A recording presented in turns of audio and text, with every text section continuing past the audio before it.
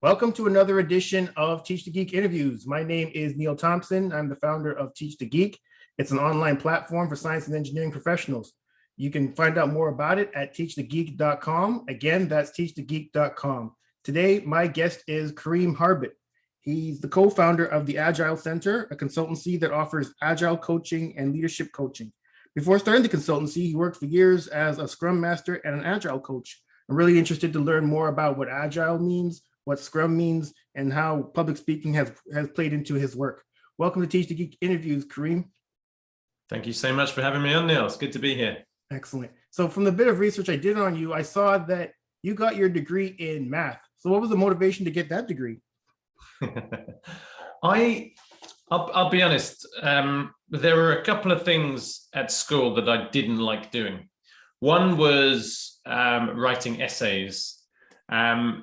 And I found the sciences didn't really make you have to do that, right? I studied, I nearly studied physics. I really wanted to study aeronautical engineering. In the end, I went with maths, or math, as you folk would say, mathematics. And I really I like getting my head down, learning stuff, working on my own, not having to work in teams, do presentations, do essays. And mathematics was a great way to do that. Plus, I really like the topic, right? I like the subject. I was good at it. So it just seemed like an obvious choice. You know, I'm with you on not liking essays. I remember when I was in high school, maybe my last year of high school, in English class, I had to write this essay. And I thought I did a really good job with this essay. And the teacher that I had, I still remember this, Mr. Shaw, all these years later, he was a substitute too. We had an original teacher, and I think he had some sort of mental problems. So he left.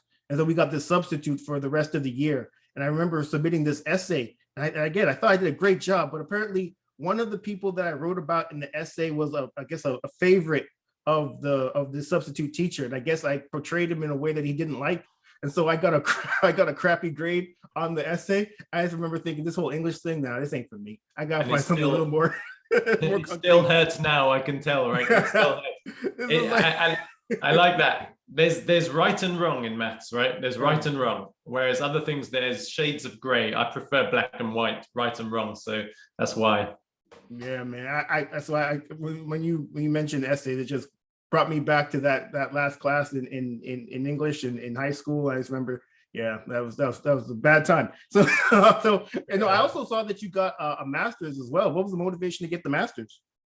So I actually only just finished that in December of last year. So I haven't even graduated yet. I finished everything, but I graduated in June. The motivation behind that, I don't know. I just love learning, and I figured I'd been consulting, I'd been working with leaders on how do we create the environment for innovation. I love innovation. I love entrepreneurship. I am an entrepreneur. So the master's I did was innovation and entrepreneurship from HEC Paris, a business school out in France. And it was just fascinating. It's like an MBA, but for startups.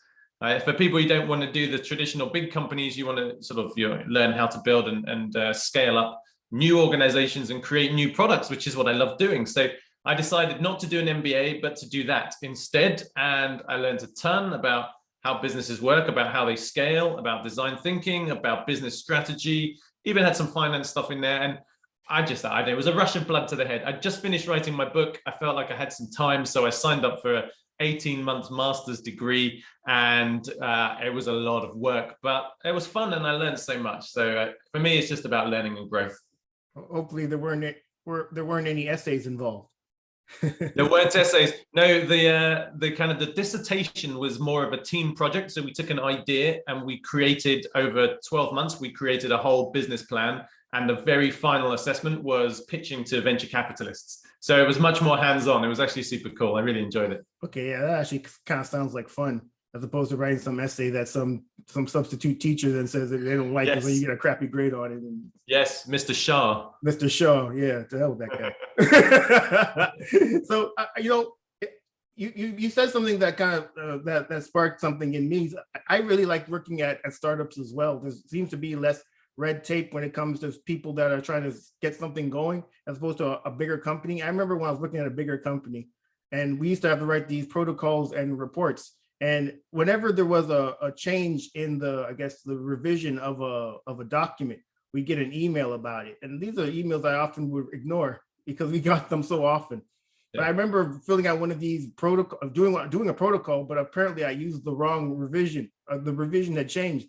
And I remember taking it to document control and they didn't accept it because I used the wrong revision. I just remember being so damn mad. It's like, this is really bad in the grand scheme of things. And you look at the revisions and you look at the differences, it's like minute. It's just like, come on, man. But those are the kind of things you deal with when you work at these bigger companies. It's really a lot of rules that you have to follow, as opposed to maybe at a startup where it's more, I don't want to say free flowing, but I will say more free flowing. It's not as rigid.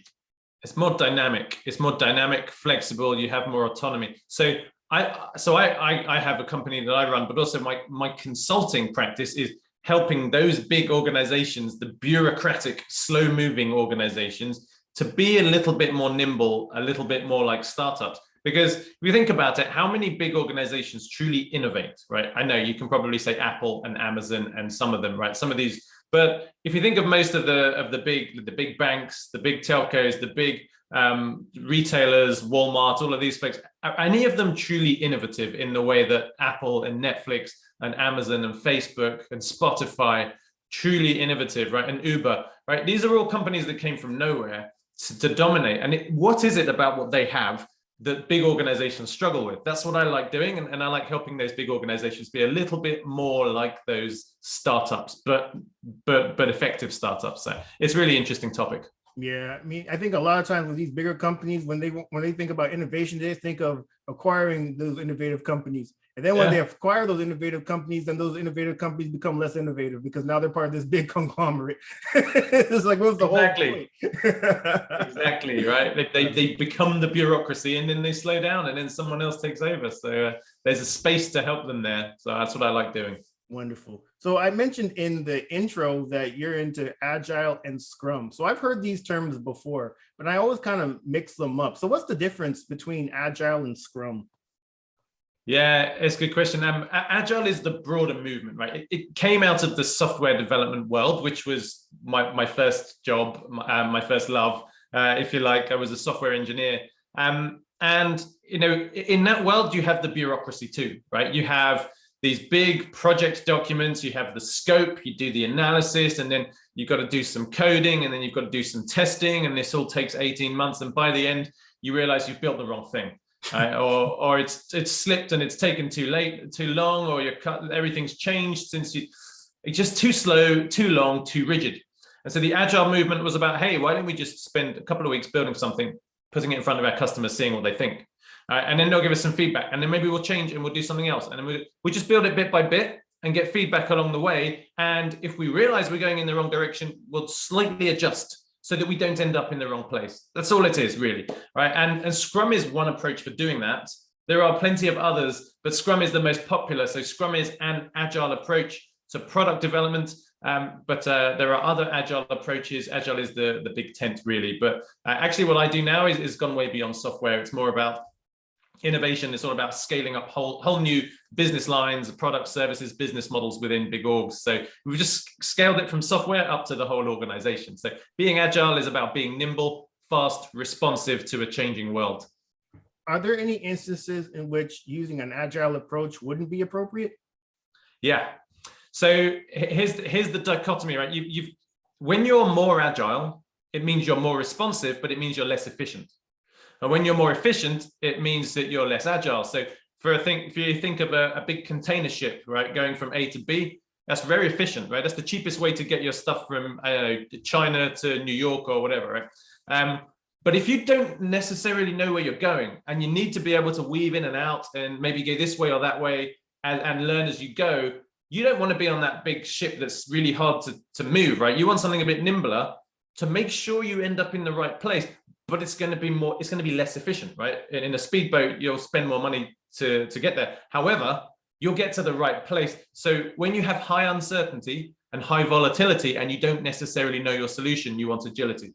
When you've got low uncertainty and low volatility, you want efficiency, like in manufacturing or more construction type projects. Maybe you wouldn't use it there. So this is about recognizing that we don't always know what the customer wants. Therefore, we're going to need to check frequently, get their feedback, and course correct because of it. So it all depends on the uncertainty, the complexity, and the volatility of the context you're in.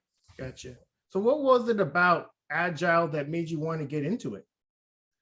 After being a software developer, I became a project manager, right? So I initially did that, but in that traditional sense of planning 18-month projects with a big business case, getting sign off, getting the scope set, and delivering it.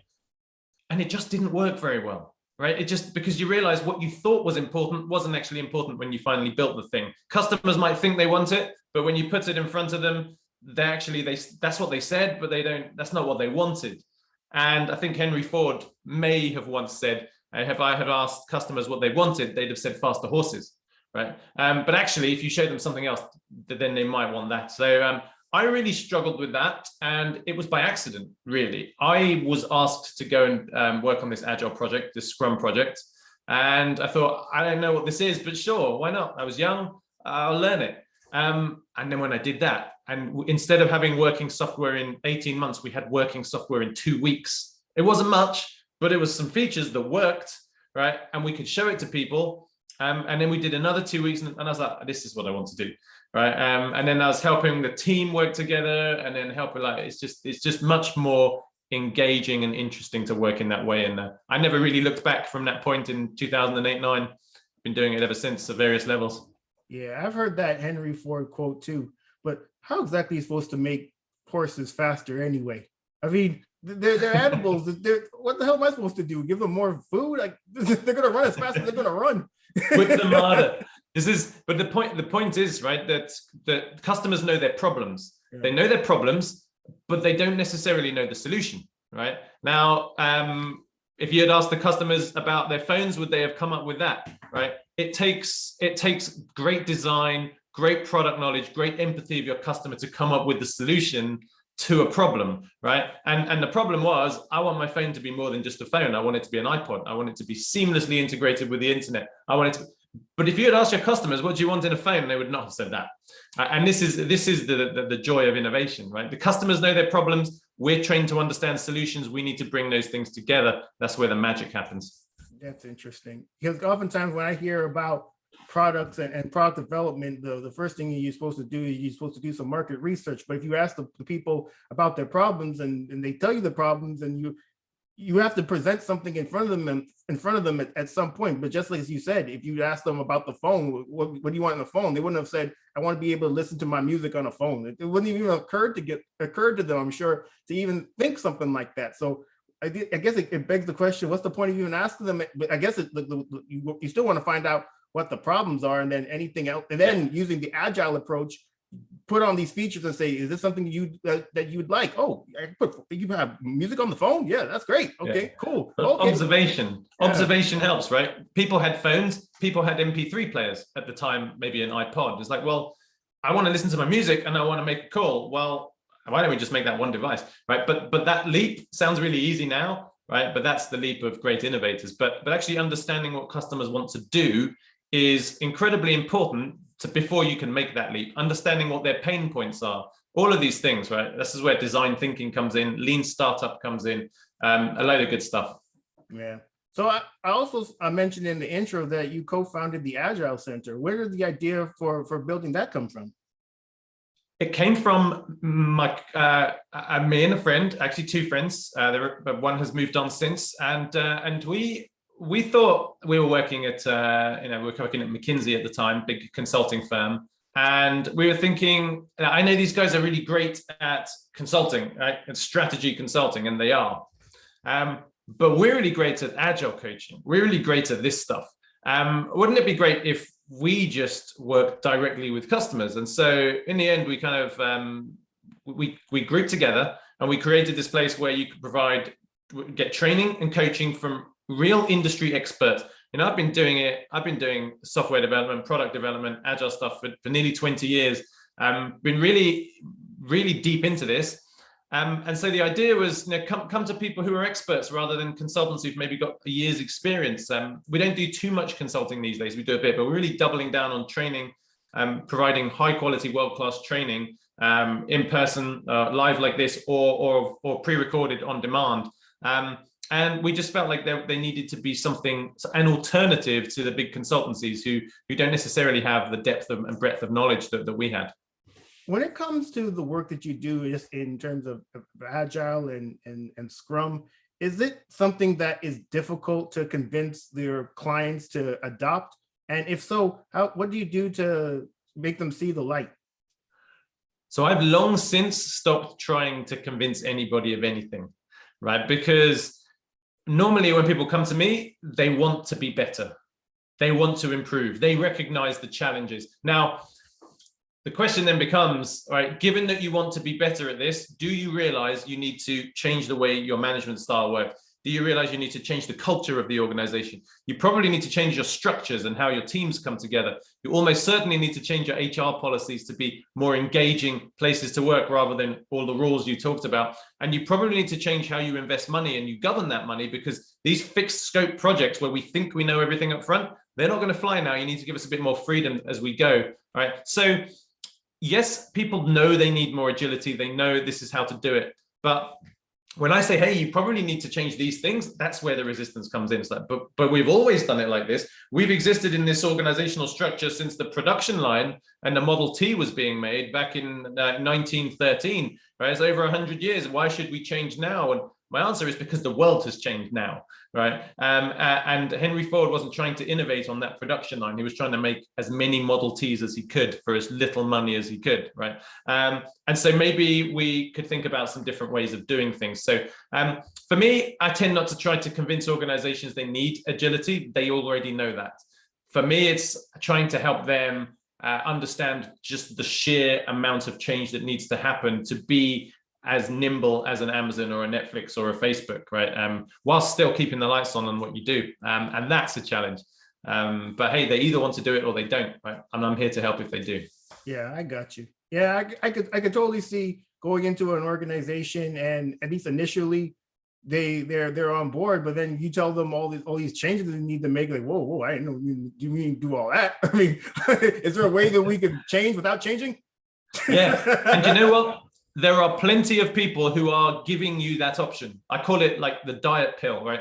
I don't want to change my diet. I still want to eat McDonald's. I still want to drink like pints of beer every night. And I don't want to do any training down in the gym, but I want to look like Brad Pitt in Fight Club, right? Well, sorry to break it to you, but you probably won't unless you do these things. But there are other people who say, hey, you don't need to change all this stuff. You know, just do this stuff. And they're incredibly popular, these approaches, but they don't tend to work very well. So the question is, do you want to do it properly or do you want to take the easy option? And many want to take the easy option, and that's okay. It's just not what I want to help them with. Gotcha. So yeah, I get you. It's hard, and you know, quite validly, it's risky for them. It's okay if you say no. Right? I get that. Yeah, no question. So then, when it comes to speaking in front of people, I'm guessing even just to get business for the Agile Center, for the companies that you work with, you have to talk to them at first. So is that something, just speaking in front of people in general, is that something you've always been good at? And if not, what'd you do to get better at it? Oh, Neil, let me tell you, this was something I avoided like the plague, right? I remember when I was doing my, I don't know, probably like 13, right? I remember I had to give a 2-minute talk in front of my class. And I had my notes, but my hand was shaking so much, I didn't want anyone to know I was nervous. So I had to put my notes down because otherwise you could see the paper moving, you could hear it. I was like, put that down. And I tried to speak and my voice was breaking and my heart, I thought, was going to explode out of my chest. And in short, I was terrified of public speaking for decades, right? Ever since I can remember. And so I avoided any subject where I'd have to do that. I avoided any job where I'd have to do that, you know, software engineer, head down, headphones on, write some code. And at the same time, I was fascinated by great oratory and great rhetoric and great public speaking. I was inspired by it, right? I loved it. I wished I could do it. And so there came a point in my career where I realized I wasn't going to go anywhere unless I learned how to do this.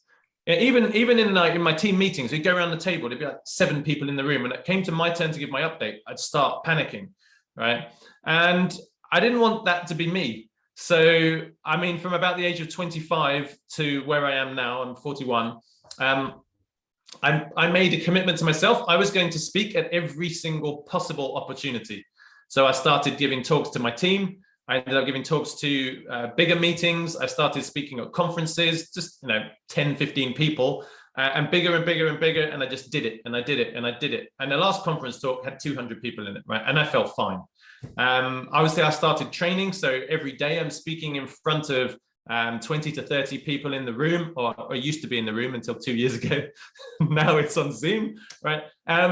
And at the same time I was trying to get more relaxed about it, I tried to get better at it. So I studied public speakers who I admire. I looked at how they did it, and I'm on my journey, right? I'm not Barack Obama right now, but I'm better than I was. And hopefully in a few years' time, I'll be better than I am now, because I'm always working at it. But what I can tell you is I don't panic anymore. I don't shake anymore. I get a little bit of a butterfly, but heart pumps a bit, but then after 2 minutes, I'm fine. So I'm now pretty relaxed doing it, but now I want to get really good at doing it. So no, I haven't always enjoyed doing it at all.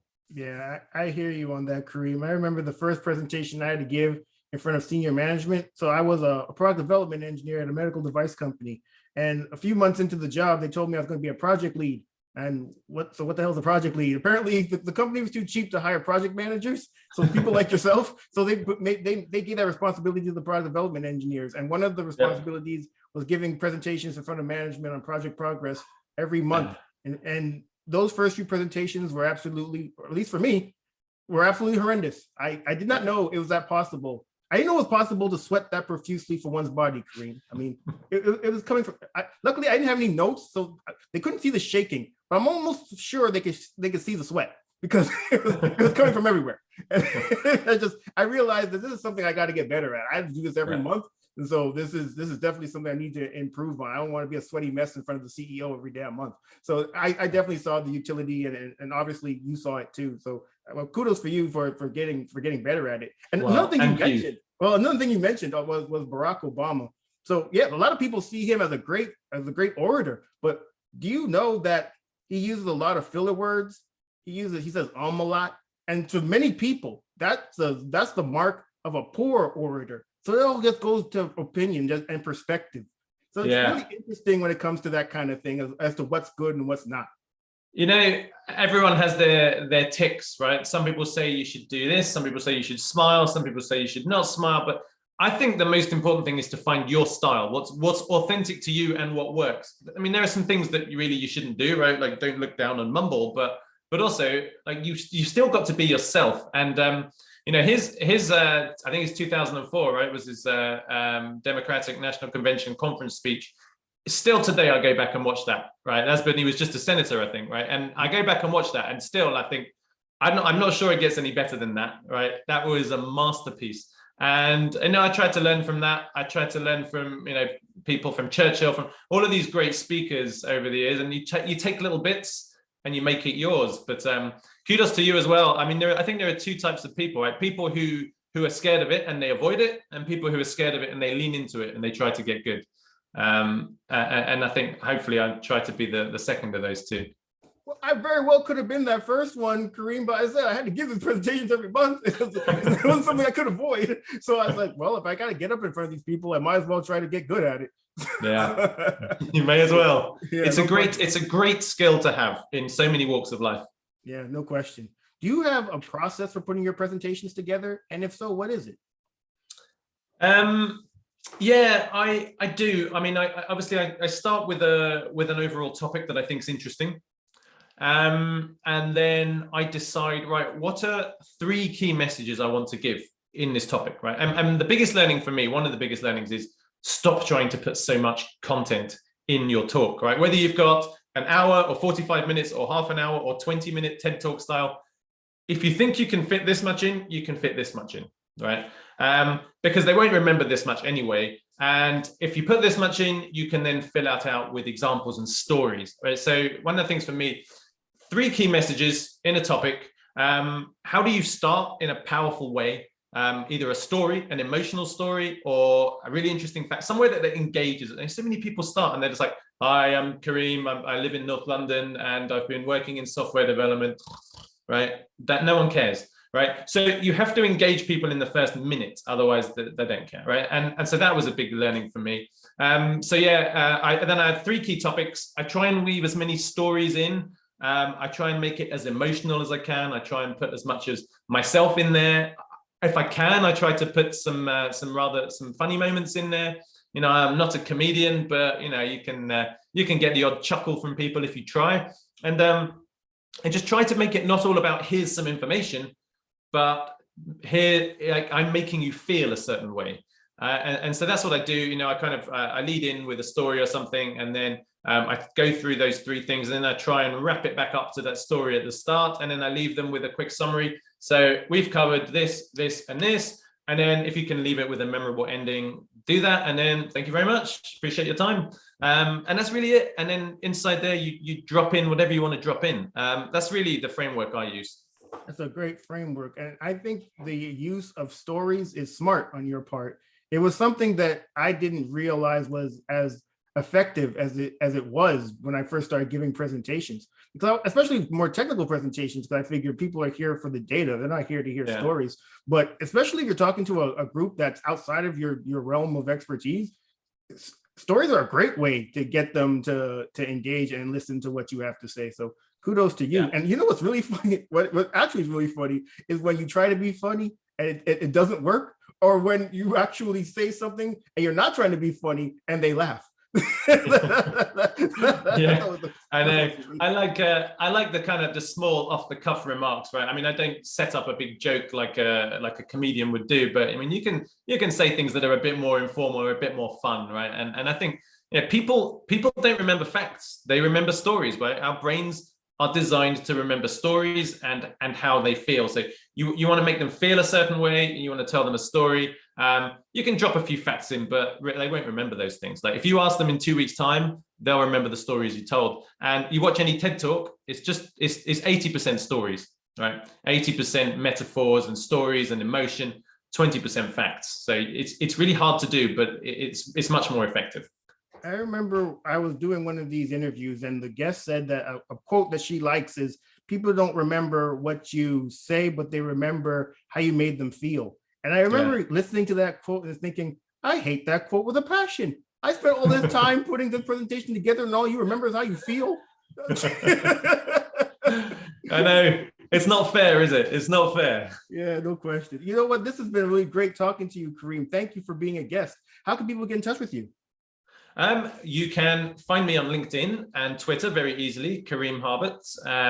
You can find me in karimharbott.com, and my contact details are there. So KarimHarbott. As far as I know, I'm the only person on this planet with that name. So I'm pretty easy to find. And follow me, ping me a message, and we'll chat if any of that was interesting to you. But I appreciate you having me on. Thanks. This is a topic that's close to my heart. So it was really great speaking with you. You know what? It's really great that you're the only Karim Harbott on the planet, and you can claim that. Unfortunately, I cannot do the same with my name. There's quite a number of Neil Thompsons. I'm not sure how many black ones there are, but there's quite a number of Neil Thompsons. So thank you again for being a guest, Karim. Well, everyone, that marks the end of another edition of Teach the Geek interviews. My name is Neil Thompson, founder of Teach the Geek. It's a platform for science and engineering professionals. You can learn more about it at teachthegeek.com. Again, that's teachthegeek.com. Until next time, take care and stay safe. Thanks, Karim. Thanks a lot. Bye-bye.